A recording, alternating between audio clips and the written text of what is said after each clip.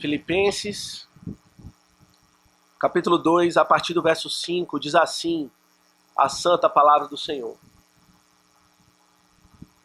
Tende em vós o mesmo sentimento que houve também em Cristo Jesus. Pois ele, subsistindo em forma de Deus, não julgou como usurpação o ser igual a Deus. Antes, a si mesmo se esvaziou, assumindo a forma de servo, tornando-se em semelhança de homens e reconhecido em figura humana. A si mesmo se humilhou, tornando-se obediente até a morte, e morte de cruz.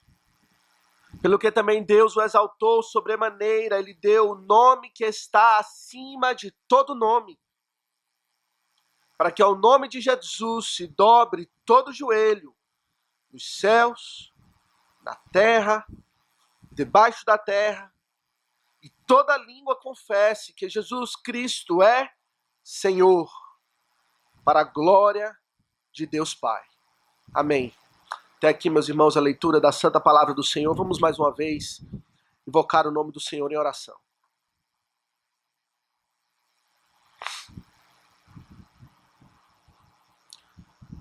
Bondoso Deus e eterno Pai, louvado, magnificado seja o teu santo nome. Senhor, nos reunimos como teu povo nessa manhã, na tua casa, que é chamada casa de oração. Um propósito único de te adorar, porque tu és digno, Senhor, de receber honra, glória, majestade, força, honra e poder. O nosso Rei é o Senhor dos exércitos, está assentado alto e sublime trono e reina eternamente, para sempre ele reinará. E assim, ó Pai, cantamos aleluia, aleluia, aleluia ao teu santo nome. E lhe pedimos, ó Deus, que agora onde abrimos a tua palavra, que o Senhor fale conosco. E suplicamos, ó Pai, que o Senhor se compadeça de nós, que o Senhor nos considere pelas tuas misericórdias, pelas tuas promessas, tua compaixão, e fale, ó Pai. Quando o Senhor fala, coisas acontecem. O Senhor disse, haja luz, e a luz veio à existência. Quando o Senhor fala, o Senhor cria. As tuas palavras não são vazias. E lhe pedimos então que o Senhor, nessa manhã, o Senhor fale conosco, pela exposição da tua palavra. Teu Espírito Santo, ó Pai, que é o real pregador, o real expositor da palavra, que penetra os corações e que conhece a vontade de Deus, pedimos que ele esteja em nosso meio. Que possamos estar cheios do teu Santo Espírito, ó Pai, cheios da tua palavra. E revele as coisas de Cristo ao nosso coração. Sê comigo, teu servo que falo contigo. Eu falo da tua parte. E que com toda a congregação, ó Pai, possa ouvir a tua palavra com fé, tremendo diante das tuas ameaças, obedecendo os teus mandamentos e abraçando todas as tuas promessas. Perdoa os nossos pecados e nos assiste. Assim te oramos, em nome de Jesus. Amém. Congregação do Senhor Jesus Cristo, essa semana nós temos assistido uma das maiores crises, talvez a maior crise política já vivenciada pelo nosso país. Certamente não é algo que começou essa semana, é algo que já se desenrola há anos ou talvez até décadas. Mas nesse momento a crise ficou aguda. E temos assistido de camarote todo um jogo ou uma exibição de corrupção vindo à tona, manifestações não de milhares e nem de centenas de pessoas, mas de milhões de pessoas contra todo tipo de sujeira, investigações que a cada minuto tomam uma nova direção, declarações. Tudo isso revelando a miséria que está no coração do homem em busca de poder.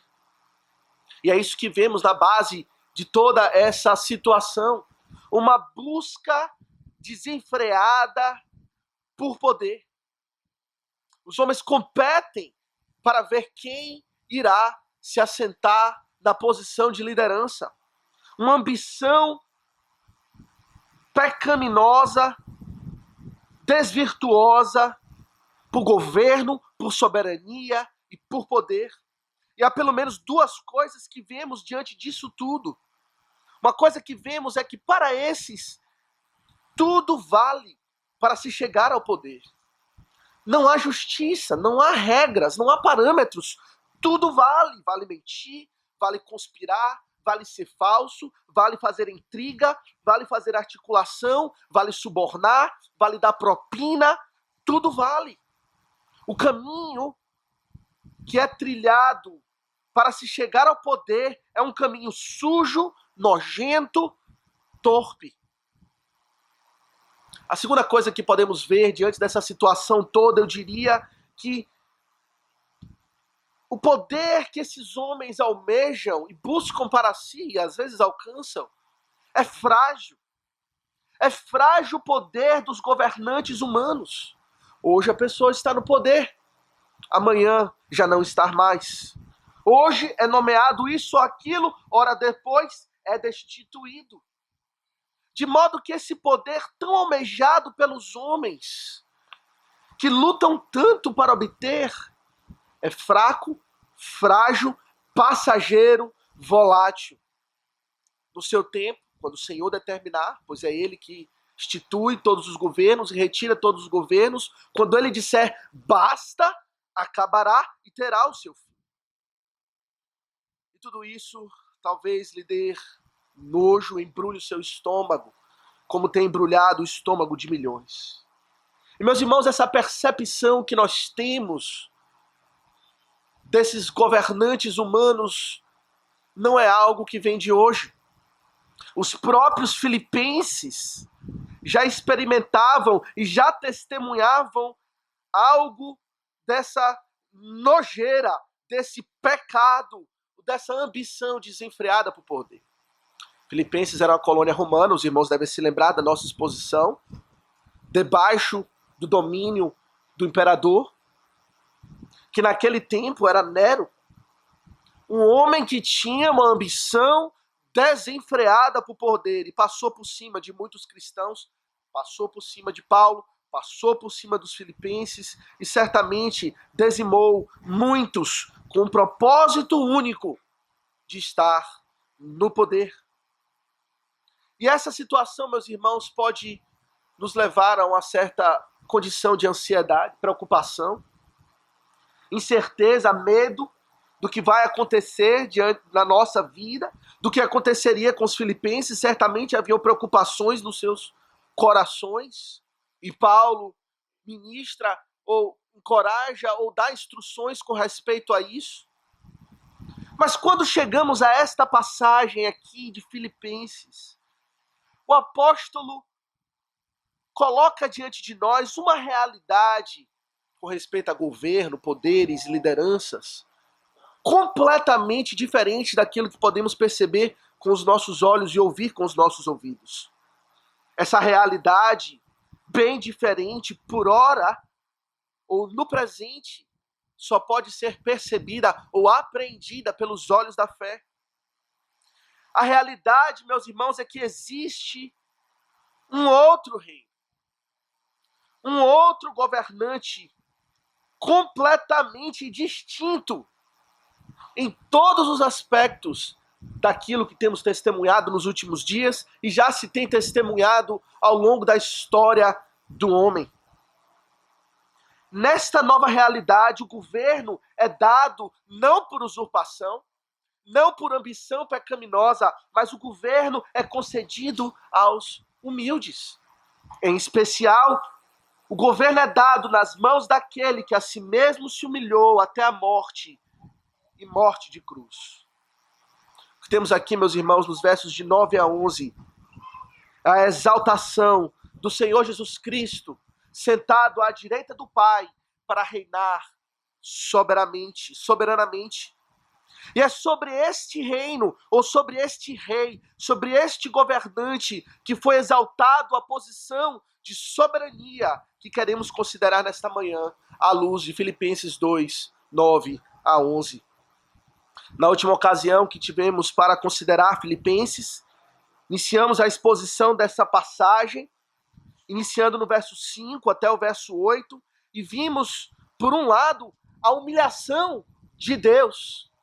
Vimos que aquele que subsiste na forma de Deus não julgou o fato de ser igual a Deus, algo que devesse se apegar ou se agarrar, mas antes esvaziou-se a si mesmo, tornando-se, ou assumindo, ou reconhecido em semelhança de homem, e se humilhou, e se tornou obediente até a morte, e morte de cruz. Deus, na forma de Deus, desceu até o ponto mais baixo da existência de um homem, quiçá de um Deus mesmo. Porém, o apóstolo Paulo não encerra no verso 8. Cristo não foi retido pela morte. O que se segue da humilhação de Cristo é a sua exaltação à direita do Pai. Esse é o estado onde Cristo se encontra no presente. Na última ocasião tivemos a oportunidade de explicar os estados de Cristo que esse verso expõe tão claramente. Cristo havia um estado, subsistia eternamente no estado de forma de Deus. Antes da sua encarnação, todas as circunstâncias que cercavam a sua existência caracterizava tão somente aquilo que é divino. Ele recebia honra divina, sua atividade era completamente divina. O louvor que ele recebia era o louvor de Deus, mas ele não se agarrou a isso e passou a um outro estado, ao estado de escravidão, a forma de servo. Abdicou dos seus direitos e se tornou obediente, aquele que manda, aquele que governa, que faz as coisas de acordo com sua própria livre e absoluta vontade, passou a ser obediente até a morte de cruz. E esse foi o estado que o Senhor Jesus Cristo se encontrou durante a sua encarnação. Mas algo mudou. Depois da sua morte, Deus o exaltou e o levou à posição exaltada à direita do Pai, e é esse o estado que o apóstolo Paulo passa a expor nesses versos, a exaltação de Cristo. E queremos então, meus irmãos, considerar essa passagem sobre o seguinte tema. Se na semana passada consideramos a humilhação de Deus, hoje queremos considerar a exaltação do servo. A exaltação do servo de Deus. E queremos considerar os seguintes pontos. Em primeiro lugar, queremos considerar a condição necessária para a sua exaltação. Segundo, o modo da sua exaltação. Terceiro, a natureza ou as características da sua exaltação.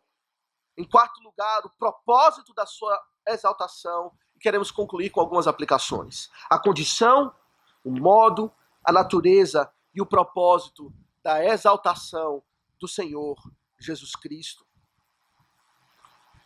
Em primeiro lugar, meus irmãos, queremos considerar então a condição da exaltação do Senhor Jesus Cristo. Meus irmãos, a sabedoria popular, ou o senso comum natural, nos diz que o caminho para o alto, o caminho para a exaltação, ou para posições elevadas, é um caminho gradual que galgamos e conquistamos pouco a pouco, passo a passo. Vamos subindo, vamos galgando degraus ou posições cada vez mais elevadas até chegar naquilo que podemos dizer o topo. Vemos isso na nossa vida profissional. Desde pequeno vamos aprendendo, estudando, aprendemos a ler, aprendemos a escrever. Galgamos uma etapa do conhecimento. E vamos assim passando de série, alcançando diplomas, estudando, conseguindo um curso qualificado, um trabalho inicial, talvez um estágio, e à medida que vamos mostrando capacidade, competência, adquirindo conhecimento, vamos crescendo. Até talvez nos tornarmos gerentes ou alcançarmos uma maturidade profissional que nos agrade. E podemos dizer, chegamos ao topo.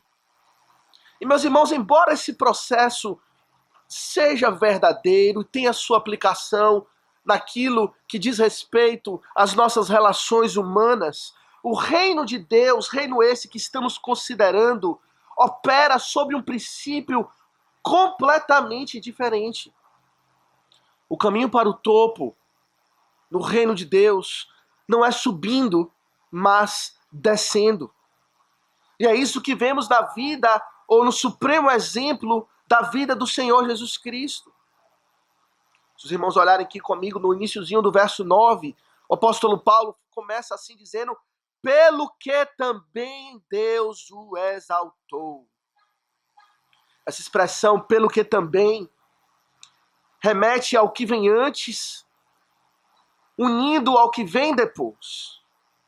Aquilo que foi dito a respeito da humilhação de Cristo, a respeito da sua suprema humilhação de morte e morte de cruz, foi o que Deus considerou para exaltá-lo. Poderíamos também traduzir assim: por isso Deus o exaltou, ou em consequência, ou consequentemente, ou por conta disso, por conta da sua humilhação, Deus o exaltou sobremaneira.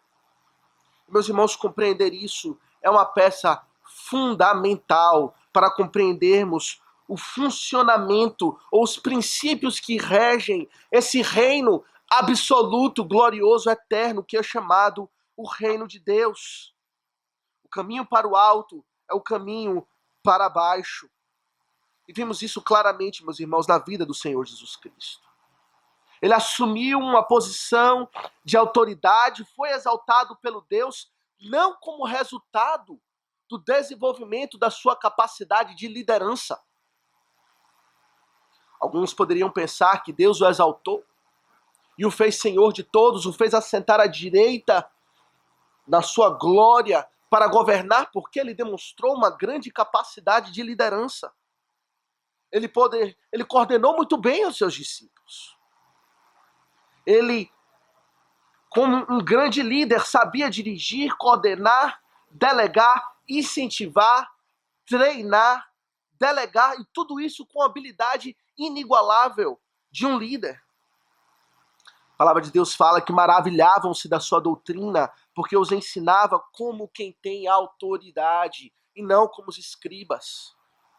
Porém, o motivo pelo qual Cristo foi exaltado e recebeu a honra, a glória e a autoridade não foi por ter galgado posições maiores ou ter demonstrado aptidão para o governo e para a liderança. Ele foi exaltado justamente porque ele se rebaixou.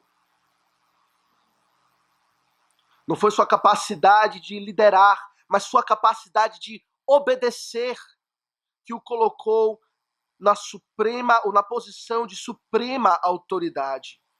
Ele foi obediente até a morte, e morte de cruz. Ele obedeceu ordens de seu pai, ele deixou a sua vontade de lado, ele diz: não vim fazer a minha vontade, mas a vontade daquele que me enviou, e foi obediente até a morte, descendo, se humilhando, sendo esbofeteado, cuspido, cravado na cruz, enfiado numa tumba. Por conta disso, em consideração disso, Deus o exaltou. Não foi porque ele sabia liderar os seus discípulos que ele foi exaltado, mas porque ele lavou os pés dos seus discípulos, é que ele foi exaltado. Satanás, meus irmãos, sabia muito bem disso e tentou de todas as formas impedir que Cristo fosse obediente. Na tentação no deserto, Satanás tentou propor um atalho para a exaltação de Cristo. Levou o Senhor Jesus ao monte muito alto, mostrou todos os reinos da terra e propôs um caminho na mente do maligno melhor, o caminho da corrupção, o caminho da usurpação, o caminho que costumamos testemunhar por aí. Tudo isso te darei, se prostrado me adorares. O diabo apontou uma alternativa que não era pela cruz, um caminho de exaltação que não era pela obediência, pela humilhação, por esvaziar-se, pelo sacrifício. O diabo sempre quis enganar e ofertou atalhos e alternativas falsas, mas Cristo, meus irmãos, não titubeou. Foi obediente até a morte. E porque ele foi, o Senhor o exaltou. Meus irmãos, em primeiro lugar, como aplicação, isso não nos leva a admirar e a adorar e a exaltar nos nossos corações o nosso Senhor Jesus Cristo? Se admiramos aqueles que se elevam gradativamente pelo esforço próprio, quanto mais devemos admirar aquele que se rebaixa e se humilha voluntariamente, e por isso é honrado e é recompensado pelo seu próprio Pai. Devemos adorá-lo, devemos tê-lo como nosso herói, como nosso exemplo, padrão de vida, aquele que se humilha para ser exaltado. Mas, meus irmãos, devemos prosseguir e vemos que o apóstolo Paulo não só estabelece as condições da exaltação de Cristo, ou seja, a sua suprema humilhação, mas ele fala também da exaltação própria, como Deus o exaltou. No verso 9 diz assim: pelo que também Deus o exaltou sobremaneira. Deus mesmo o exaltou. Veja que há uma mudança aqui de agente. Nos versos 5, ou do verso 6 ao verso 8, vimos aquilo que Cristo fez a si mesmo. Ele se esvaziou a si mesmo. Ele se humilhou a si mesmo. Ele voluntariamente se entregou para ser morto, para ser crucificado. Mas agora, Deus o exalta. É Deus quem o eleva. É Deus o Pai quem o honra. Ele não fez isso de si mesmo. E o honra e o exalta sobremaneira. Meus irmãos, essa expressão é uma expressão importantíssima. Dizer que Cristo se exaltou ou foi exaltado sobremaneira é dizer que ele foi elevado até a máxima exaltação possível.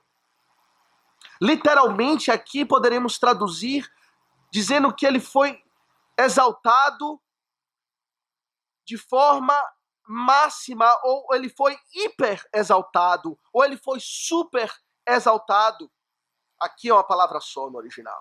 Exaltado sobremaneira é a palavra para exaltação com prefixo hiper. Ele foi hiper exaltado. Ele não foi meramente exaltado, ele não foi meramente honrado, meramente reconhecido, mas ele foi exaltado à posição de máxima exaltação. Se a sua humilhação levou até a posição de máxima humilhação, a sua exaltação elevou ao ponto mais alto de honra e de glória. Vemos que Deus deu a ele um nome, não meramente um nome honrado, não meramente um nome especial, um nome dignificado, mas deu a ele o nome que está acima de todo e qualquer nome que se possa mencionar no presente ou no porvir. O maior nome, o nome mais exaltado, a honra e a glória suprema.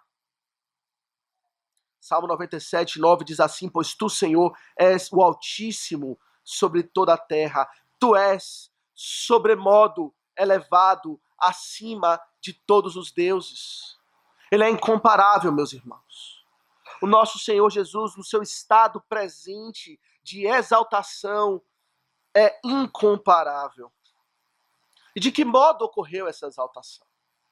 De que modo Deus o exaltou sobremaneira? Podemos dizer, há 4 etapas que caracterizam a exaltação do Senhor Jesus Cristo, e temos isso claramente exposto no nosso catecismo. O Catecismo Maior, pergunta 51, diz assim: qual é o estado de exaltação de Cristo?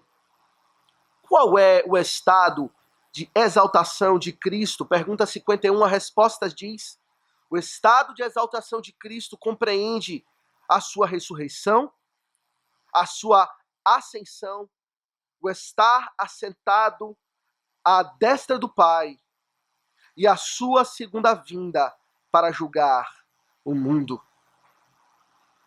Primeira etapa da sua exaltação foi a sua ressurreição, meus irmãos. Que etapa gloriosa! Vimos que na sua humilhação, ele se encerrou ou concluiu dentro de uma tumba, dentro de um buraco. Ele foi morto pela cruz, foi sepultado, mas a morte não o reteve. Ele venceu a morte, a sua exaltação começou com Cristo Jesus vencendo a morte. Na encarnação, meus irmãos, ele foi nascido de mulher, nascido sob a lei, feito pecado por nós, feito semelhante a homens e morreu como nós morremos, mas na sua ressurreição, diz a palavra, ele foi declarado Filho de Deus com poder. Romanos 1,4 diz assim, que ele foi designado Filho de Deus com poder, segundo o Espírito de Santidade, pela ressurreição dos mortos. Até a sua própria sepultura foi diferente, pois o texto diz que ele não experimentou corrupção. O seu corpo não cheirou mal. Naqueles 3 dias o corpo do Senhor Jesus Cristo não decompôs, mas ele venceu a morte. E venceu a morte, meus irmãos, para ser assunto aos céus. Essa é a segunda etapa da sua exaltação. Aqui na terra, meus irmãos, o Senhor Jesus Cristo experimentou uma vida de grande sofrimento, dolorosa, na forma de servo, humilhado. Foi cuspido muitas vezes, esbofeteado na cara, desprezado, abandonado, enquanto habitou entre nós. Esse foi o tratamento que a nossa raça humana concedeu ao Rei da Glória. Mas ele foi exaltado, meus irmãos, e ele subiu por meio das nuvens até aos céus, numa demonstração de que ele é vitorioso, de que ele triunfa acima de todos os homens e de todas as coisas. A ascensão tem esse significado, meus irmãos. Daquele que veio para uma batalha, venceu, conquistou e subiu como o conquistador, e que foi recebido como o vitorioso, o dominador, o poderoso. Salmo 24 diz assim: levantai, ó portas, as vossas cabeças, levantai-vos, ó portais eternos, para que entre o Rei da Glória. Quem é o Rei da Glória? O Senhor, forte e poderoso, o Senhor poderoso nas batalhas. Ele veio para batalhar por você, para batalhar por pecadores. Venceu a morte, venceu o inferno, venceu o pecado, vence o seu coração incrédulo e subiu vitorioso. Poderoso nas batalhas, forte em poder, o Senhor, o Rei da Glória, foi assunto aos céus. E ele não chegou ao céu para habitar qualquer lugar, ou para ter parte com os anjos. Ao ser recebido nos céus, os portais eternos terem sido abertos para recebê-lo, ele foi encaminhado à posição que é dele. Ele foi sentado ou assentado à direita do Pai. Essa é a terceira etapa da sua exaltação. Aquele que viveu uma vida de obediência, vida de servo, que disse que não faço a minha vontade, mas a vontade do Pai, vontade daquele que lhe enviou, não titubeou em obedecer nenhum dos mandamentos do seu Pai, agora é revestido de honra, tomando assento à direita do Pai para governar com poder. Efésios 1:20 fala isso, o qual exerceu ele em Cristo, ressuscitando dentre os mortos e fazendo sentar à sua direita em lugares celestiais. Catecismo Maior, pergunta 54, fala sobre o Cristo assentar à direita do Pai, nesses seguintes termos, fala que como Deus homem, ele foi elevado ao mais alto favor de Deus o Pai, tendo toda a plenitude de gozo, glória, poder sobre todas as coisas no céu e na terra, em reunir e defender a sua igreja e subjugar os seus inimigos. Meus irmãos, sentado à direita do Pai quer dizer que ele está na posição de autoridade. Que ele foi legalmente ou devidamente empossado como Rei eterno de glória e de majestade para reinar sobre tudo e sobre todos naquilo que chamamos o milênio. Assim, meus irmãos, em conclusão, Cristo foi elevado de uma morte de vergonha para uma vida de glória. De uma vida ou de uma morte de vergonha para uma vida de glória, e isso eternamente. Ele morreu uma vez por todas pelos nossos pecados, porém agora é dito que Cristo vive eternamente como sumo sacerdote. Ele se apresenta como aquele que vive eternamente em favor dos seus. O seu governo não tem fim. O seu governo não é volátil. O seu governo não é empossado hoje e amanhã é destituído, mas é um governo eterno. Apocalipse 1, 17, 18 fala a respeito dele, dizendo assim: não temas. Eu sou o primeiro e o último, aquele que vive. Estive morto, outras palavras, fui humilhado, mas eis que estou vivo pelos séculos dos séculos, e tenho as chaves da morte e do inferno. Por um tempo eu fui humilhado na forma de servo. Sendo Deus, me humilhei, mas como servo, obediente até a morte e à vontade do Pai, Deus me exaltou e me deu as chaves, a autoridade, o governo, o domínio. Cetro de ferro está nas minhas mãos e eu vivo pelos séculos dos séculos, para reinar e julgar vivos e mortos. Tenho a chave da morte e do inferno. O objetivo da exaltação de Cristo, meus irmãos, então, concluímos, é revesti-lo de autoridade. E isso Deus fez dando a ele um novo nome. É que diz o texto. Deus o exaltou sobremaneira e lhe deu um nome que está acima de todo nome. Meus irmãos, isso é a nossa terceira consideração. A natureza da sua exaltação. Ele foi exaltado para governar. Juiz de toda a terra, Senhor de toda a terra. A forma como Deus o elevou foi então dando a ele um novo nome. Meus irmãos, precisamos compreender que na palavra de Deus, ou na Bíblia, ou no tempo bíblico, dar um nome tinha uma significação muito importante. Era mais do que um rótulo, um nome. É mais do que ter uma palavra para distinguir uma pessoa da outra. Nomes tinham significação.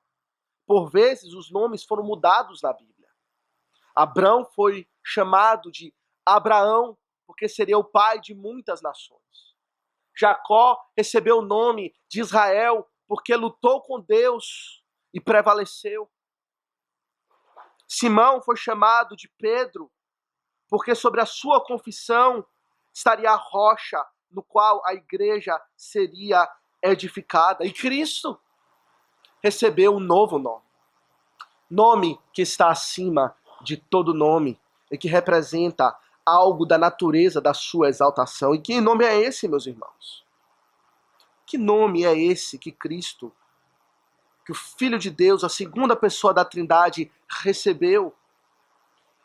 A divisão aqui na interpretação. Alguns entendem que o nome que ele recebeu é o nome Jesus. Afinal de contas, é dito aqui no verso 10, para que ao nome de Jesus se dobre todo o joelho. Porém, não é esse o nome que o apóstolo Paulo tem em mente. O nome Jesus não é o nome da sua exaltação, mas o nome Jesus é o nome da sua humilhação. Foi o nome que ele recebeu ao ser encarnado, ao se humilhar. Em Mateus 1, 21, nós lemos a respeito de Cristo recebendo esse nome, quando o anjo veio até Maria e disse a ela, disse a José, falando de Maria, ela dará à luz um filho, e lhe porás o nome de Jesus. porque ele salvará o seu povo dos pecados deles. O nome Jesus, meus irmãos, representa o nome de redenção. É o nome daquele que veio para salvar. Ele veio para ser obediente até a morte, morte de cruz, e pela sua obediência passiva e ativa, pela sua vida perfeita e morte vicária, dá-se salvação, não universalmente, mas ao seu povo. Ele veio salvar o seu povo. Jesus é Jesus dos eleitos, do povo de Deus, daqueles a quem o Senhor queria salvar. Mas o nome que o Senhor Jesus recebeu na sua exaltação é um nome universal. É um nome que diz respeito a um ofício ou uma posição que ele exerceria sobre todos, não apenas sobre o seu povo. E o nome que ele recebeu está aqui dito no verso 11. Verso 10 diz assim: para que ao nome de Jesus se dobre todo joelho nos céus, na terra e debaixo da terra, e toda língua confesse que Jesus Cristo é Senhor. Jesus Cristo é Senhor. Esse foi o nome que ele recebeu na sua exaltação. Aquele que os homens pisaram, aquele que os homens humilharam, rebaixaram, Deus o fez Senhor sobre todos. O Senhor Jesus Cristo, ao ser exaltado na sua ressurreição e apareceu aos seus discípulos, disse: toda autoridade me foi dada no céu e na terra. Eu fui exaltado por Deus, nas minhas mãos foi postas todo o domínio sobre todo o universo, céu e terra, agora eu governo e o meu nome é Senhor. Vocês devem lembrar de Pedro pregando em Pentecostes, naquele grande dia onde o Espírito veio e tomou os discípulos e deu uma coragem sobrenatural a Pedro para pregar aos gentios e aos judeus que estavam ali. E ele descreveu a humilhação de Cristo, que ele foi humilhado, que ele foi crucificado, mas Pedro conclui o seu sermão dizendo assim: esteja absolutamente certa, pois, toda a casa de Israel, de que a este Jesus que vós crucificastes, ele que veio para salvar, mas vocês julgaram, Deus o fez Senhor e Cristo. A sua exaltação, meus irmãos, é coroada, dando a ele o nome de Senhor. O reconhecimento de Cristo como Senhor fazia parte da confissão de fé da igreja primitiva. Era isso que identificava um crente naquela época, aquele que confessa que Cristo é Senhor da glória. Romanos 10:9 fala sobre isso, dizendo: se com a tua boca confessares a Jesus como Senhor, e em teu coração creres que Deus o ressuscitou dentre os mortos, serás salvo. Se vocês compreendem a exaltação de Cristo, que ele não meramente foi crucificado, mas foi exaltado, foi ressuscitado ao sul dos céus, sentado à direita do Pai, e é chamado de Senhor, então tereis a salvação. Serás salvo, diz o apóstolo Paulo. Era a confissão básica da igreja primitiva. Jesus é Kyrios, Jesus é Senhor, e isso revela algo da natureza do seu domínio, ou da sua exaltação. Ele veio para governar, ou ele foi elevado ou exaltado para governar, para ter autoridade e poder. A passagem aqui, meus irmãos, o apóstolo faz alusão, ou faz uma citação quase que direta de Isaías. Se os irmãos abrirem comigo Isaías, nós vamos ver o apóstolo Paulo fazendo referência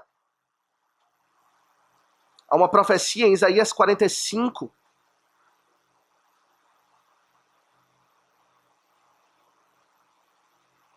A partir do verso 22, nós temos aqui não só nessa passagem mas em toda essa seção de Isaías, uma ênfase no nome do Senhor, naquele que é salvador de todas as coisas.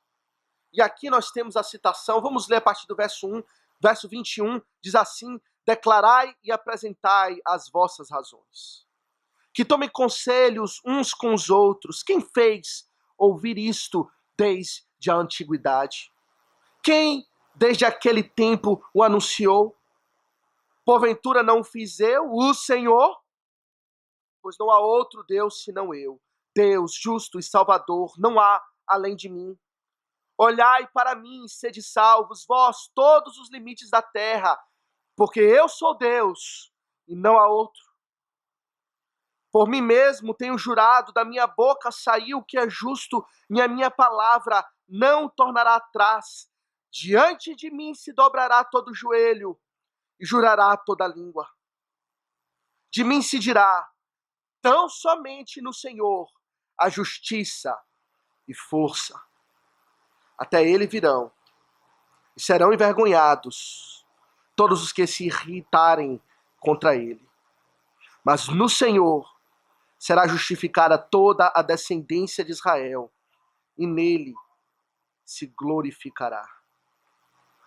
Meus irmãos, a referência aqui é ao Senhor Jesus Cristo. Isaías, na sua profecia, fala que quem tomaria essa posição de governo, de salvação, perante quem todo joelho se dobrará e toda língua confessará, é Deus, é o Senhor, é Yahvé, é Jeová. E o apóstolo Paulo diz: é Cristo. Ele é Senhor. Deus o exaltou. Deus deu a ele essa posição de autoridade. Meus irmãos, para os filipenses, isso era consolação sobre consolação. Naquele tempo, os irmãos devem se lembrar, havia o que chamamos de culto imperial. O imperador César era aclamado como divino, como soberano. E a confissão que deveria fazer parte de todo aquele que está debaixo do governo do imperador é de que César é Senhor. César é Kyrios. Todos deveriam se curvar, todos deveriam dobrar os seus joelhos e confessar a sua soberania e o seu poder. Porém, o que Paulo está lembrando aos filipenses é que há um outro Senhor.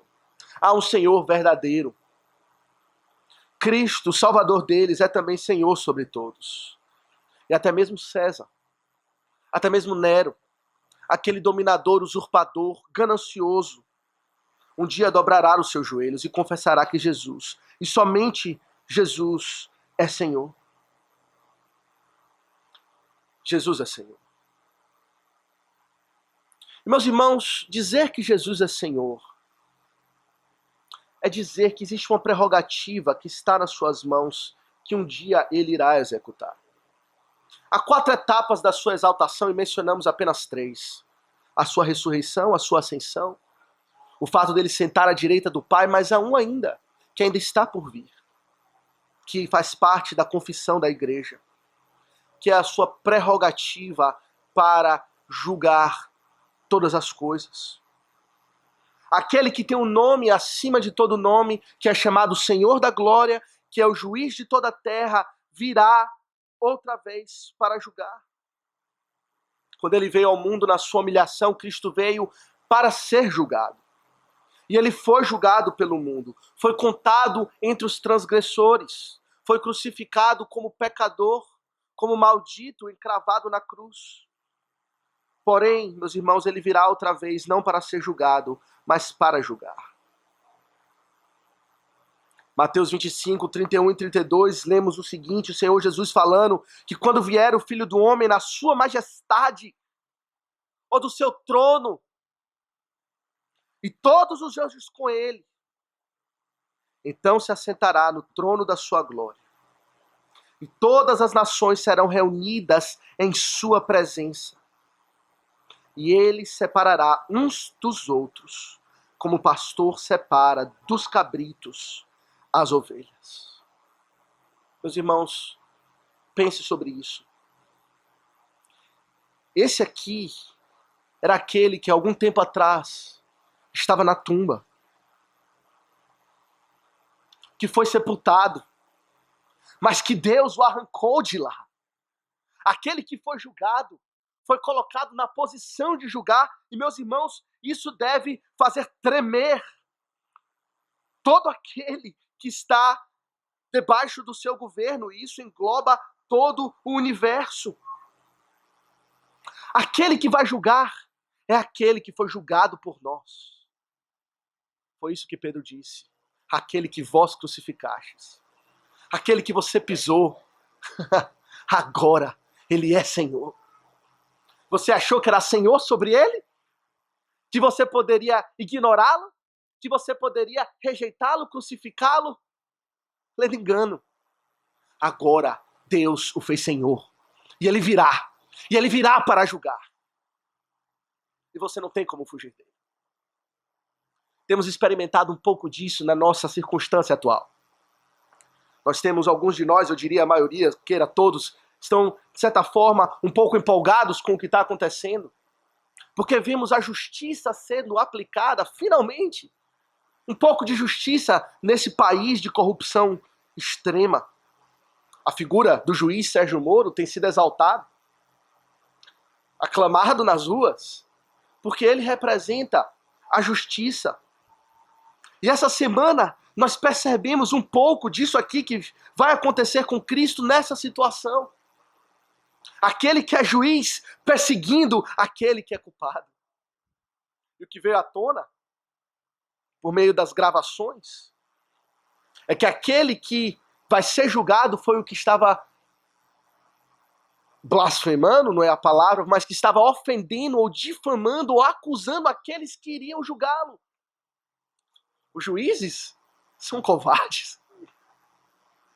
Os juízes são fracos, pobres deles. Mas os juízes ouviram isso. Os juízes não gostaram disso. Os juízes não são covardes. Eles disseram, espero que não sejam. E eles irão fazer justiça. E tem feito. Que era Deus que vai até o fim. Mas com Jesus virá até o fim. E ele tem ouvido as suas palavras. Como aquele que é juiz de toda a terra, perante ele não existe foro privilegiado. Perante ele não existe apelo à segunda instância. Perante ele não pode se fazer obstrução da justiça. Não se pode ocultar as evidências. Ele ouve as suas palavras. Ele escuta os seus pensamentos. O como você destrona da posição de juiz. Como você tem pisado, como diz Hebreus, o sangue da aliança. Profanado a ele. Mas não esqueça. Deus o exaltou sobremaneira. E deu a ele o nome que está acima de todo nome. O nome de Senhor. E ele virá.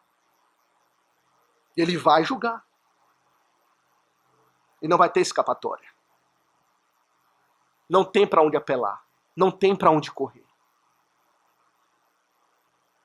Ele vai julgar. O Catecismo Maior, meus irmãos, descreve lindamente esse julgamento do Senhor Jesus Cristo. Pergunta 56 diz assim, do Catecismo Maior, como há de ser Cristo exaltado ao vir segunda vez para julgar o mundo? Como será a sua exaltação como juiz naquele grande dia? A resposta diz o seguinte: Cristo há de ser exaltado na sua vinda para julgar o mundo, em que, tendo sido injustamente julgado e condenado pelos homens maus, virá, segunda vez, no último dia, com grande poder, e na plena manifestação da sua glória e da do seu Pai, com todos os seus santos e anjos, com brado, com voz de arcanjo e com a trombeta de Deus, para julgar o mundo em retidão. Será um dia de grande horror. Apocalipse diz que, ao ver Cristo vindo na ira do Cordeiro, os homens vão dizer que as pedras caiam sobre mim, para que eu possa fugir da presença dele. Mas não tem pedra que salve. Ele virá e julgará o mundo. Assim, meus irmãos, isso deve ser uma consideração, que deve trazer grande temor ao coração de todo aquele que tem se rebelado contra o senhorio do Senhor Jesus Cristo. Todo mundo quer dizer, Cristo é meu Senhor, meu Salvador. Ah, eu tenho a sua graça. Ah, Ele me salvou. Mas se rebela contra o seu governo. Esquece que Ele foi exaltado acima de todos, como Senhor de todas as coisas. E não se submete ao seu domínio. Não se curva perante Ele. A nossa pregação, meus irmãos, é do Cristo Senhor. É do Cristo crucificado, mas é do Cristo que foi exaltado. Então devemos temer, meus irmãos, o Senhor Jesus Cristo. E o que é mais impressionante a respeito da exaltação do Senhor Jesus Cristo é que tudo isso que foi feito a Ele, foi feito a Ele como mediador. Talvez você pense, mas Cristo não já era exaltado? Ele não subsistia na forma de Deus? Ele não já tinha domínio, poder e honra e majestade antes da encarnação? Talvez você pense que a sua exaltação é meramente Cristo voltando àquela condição original de subsistindo na forma de Deus, mas não é. Se o espanto da humilhação de Cristo, meus irmãos, é que temos aqui a humilhação de Deus, o espanto da exaltação de Cristo é que temos aqui a exaltação do Deus homem. Quem assumiu essa posição de juiz de toda a terra foi um homem. Deus, homem, foi exaltado sobremaneira. E é esse o espanto. Aquele que pisou a terra, Deus pisou a terra, nos causa tanto espanto quanto imaginar que um homem pisa os céus e se assenta no trono de Deus para julgar com glória. E ele fez como homem, homem mediador em nosso lugar. A exaltação de Cristo, meus irmãos, é a exaltação da igreja, pois ele foi exaltado como cabeça e nós somos o seu corpo. Tudo aquilo que aconteceu a Cristo, em parte, acontecerá a todo aquele que se submete a Ele nessa vida. Experimentaremos a ressurreição. Seremos assunto aos céus e encontraremos Cristo nos altos. Entraremos nos céus juntamente com Ele. E pasme, sentaremos em tronos juntamente com Cristo para julgar anjos e homens. É isso que a palavra de Deus diz. E esse é o espanto da exaltação de Cristo. Que homens podem assumir essa posição. E diante disso, meus irmãos, qual é a implicação? A implicação é submissão e adoração universal. A palavra diz que diante de Cristo exaltado, no verso 10, lemos que todo joelho se dobra perante Ele, tanto nos céus, quanto na terra, quanto debaixo da terra. E toda língua confessa que Jesus Cristo é Senhor para a glória de Deus.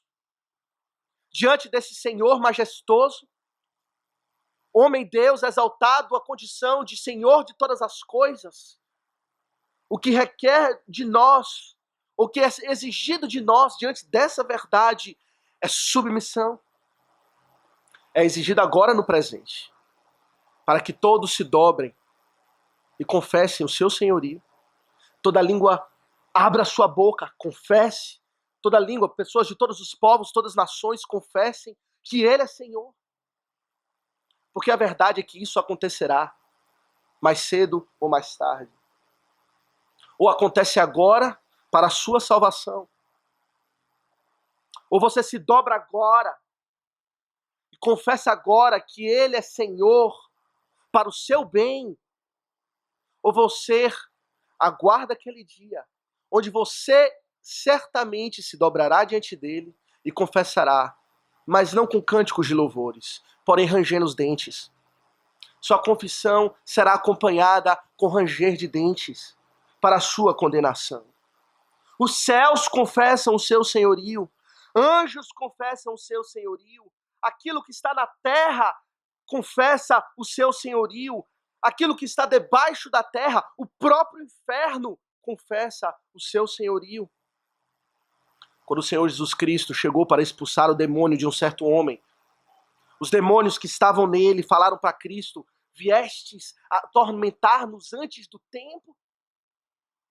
Eles sabiam que viria um tempo cujo haveria tormento sobre eles, onde eles se dobrariam diante de Cristo. É interessante essa passagem que fala que os demônios rogaram a Cristo, pediram a Cristo, já reconheciam o seu senhorio e rogaram que os lançasse sobre os porcos. E o Senhor o permitiu.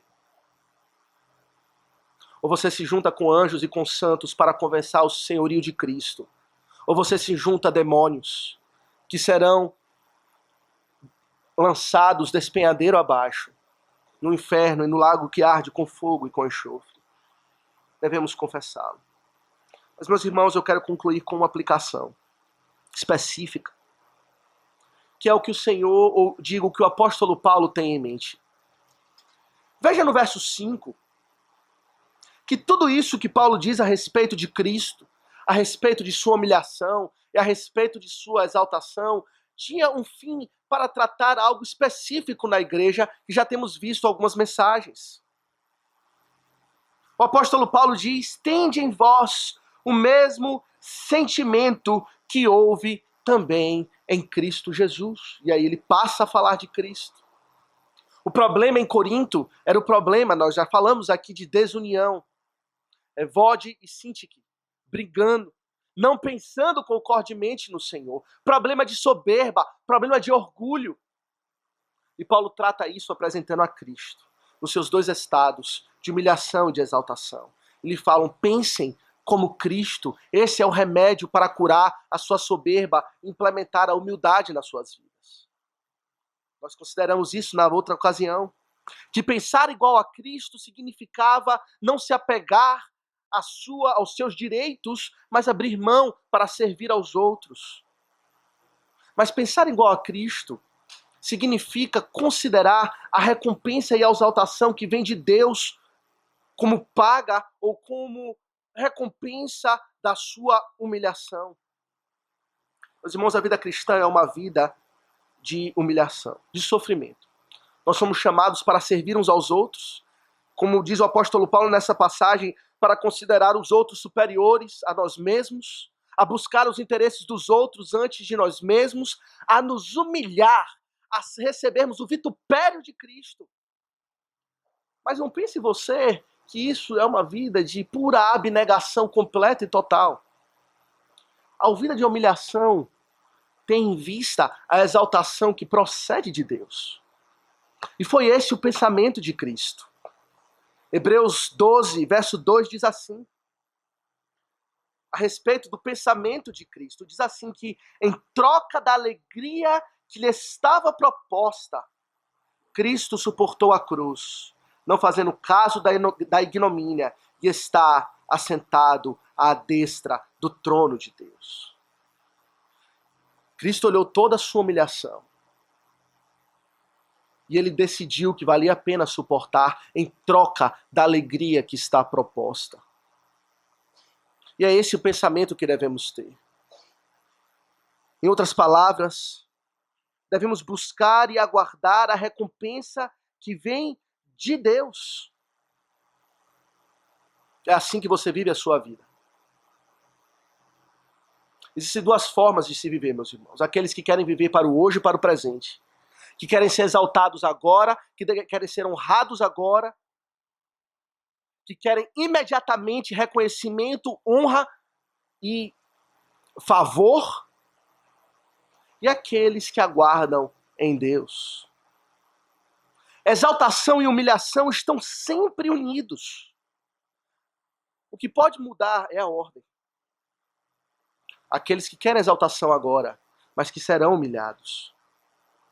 Mas o que o apóstolo Paulo está dizendo é que devemos ter a mente de Cristo, que se humilha para ser exaltado. O apóstolo Tiago falou disso. E disse: humilhai-vos diante do Senhor. Humilhai-vos diante do Senhor e Ele vos exaltará. E ele avança, dizendo a aplicação disso para a vida da igreja. Ele fala: irmãos, não falei mal uns dos outros. Quem fala mal de um irmão e o julga, fala mal da lei e a julga. Humilhai-vos na presença de Deus, sendo unido, não falando mal dos outros. E Deus, a seu tempo, vos exaltará. O próprio Senhor Jesus falou disso para os seus discípulos, que não compreendiam isso. Pasmem, os discípulos queriam competir para ver quem sentaria à direita e à esquerda de Cristo na glória. Mas Cristo não é assim no meu reino. O meu reino não é assim. Aquele que quer ser o primeiro, que seja o que serve a todos. E é isso que o Senhor Jesus nos ensina. Você tem essa ambição de ser exaltado por Cristo, de ser honrado por Ele, de ter a glória que vem de Deus e não que vem de homens.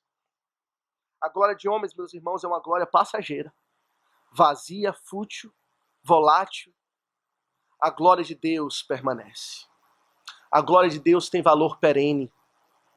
E essa glória que você almeja, em outras palavras, mate a sua soberba e aprenda a viver em humildade, aguardando de Deus a recompensa. Ser exaltado por Ele, assim como Cristo foi exaltado pelo Pai e foi recompensado. Queria concluir com a citação de Spurgeon. Ele disse o seguinte: aquele que desce até as profundezas das minas do sofrimento alcançarão grandes riquezas. Aquele que desce até a profundidade ou a profundeza da dor encontrarão pérolas de valor eterno nas suas cavernas. Portanto, diz Spurgeon, esteja disposto a ocupar o menor lugar na igreja de Deus. E para executar o serviço mais humilde, considere uma honra lavar os pés dos santos. Seja humilde de pensamento. Nada se perde ao cultivar um espírito de humildade. Porque veja, Cristo foi honrado no final. Aquele que carrega o maior peso sorverá a maior doçura. O apóstolo Pedro, para encorajar pastores que carregam grande peso, diz o seguinte: logo quando o Supremo Pastor se manifestar, recebereis a imarcessível coroa de glória. Ser vilipendiado por Cristo, meus irmãos, vale a pena. Que o Senhor nos abençoe. Amém. Vamos ficar.